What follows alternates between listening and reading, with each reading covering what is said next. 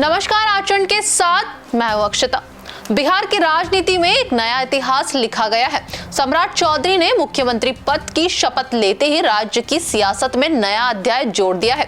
आखिर क्या है इसका राजनीतिक महत्व, देखिए रिपोर्ट। बिहार में सम्राट चौधरी ने सीएम पद की शपथ लेते ही इतिहास रच दिया। बिहार में पहली बार बीजेपी का सीएम बना है। बिहार में सत्ता के शीर्ष तक पहुंचने के लिए बीजेपी को कई उतार चढ़ाव का सामना करना पड़ा। 1980 में बीजेपी की स्थापना के बाद से ये पहली बार है जब बिहार में कोई बीजेपी का सीएम बना है। शुरुआती वर्षों में बिहार में इसका जनाधार सीमित था। उस समय राज्य की राजनीति पर लालू यादव और जनता दल का दबदबा था।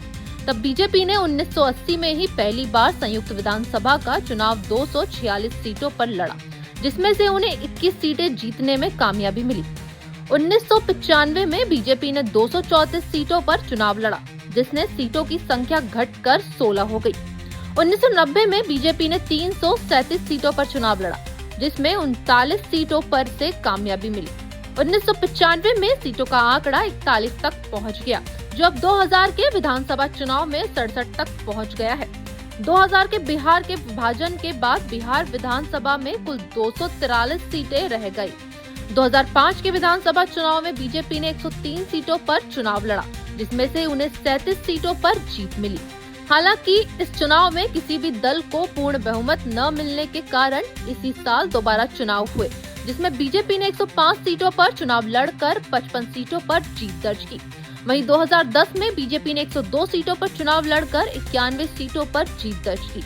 2015 के चुनाव में बीजेपी और जेडीयू का गठबंधन टूट गया और बीजेपी में 157 सीटों पर चुनाव लड़कर 53 सीटें हासिल की।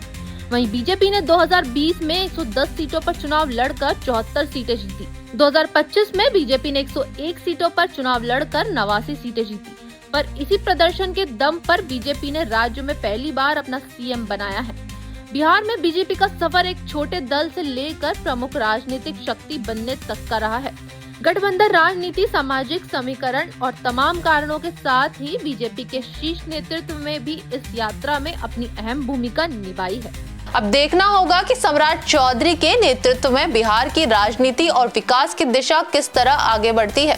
फिलहाल इस खबर में इतना ही। ऐसे ही और अपडेट्स के लिए जुड़े रहिए आचरण न्यूज के साथ। नमस्कार। देश दुनिया की सभी खबरें देखने के लिए जुड़े रहिए आचरण न्यूज से। आचरण न्यूज, हर कदम आपके साथ।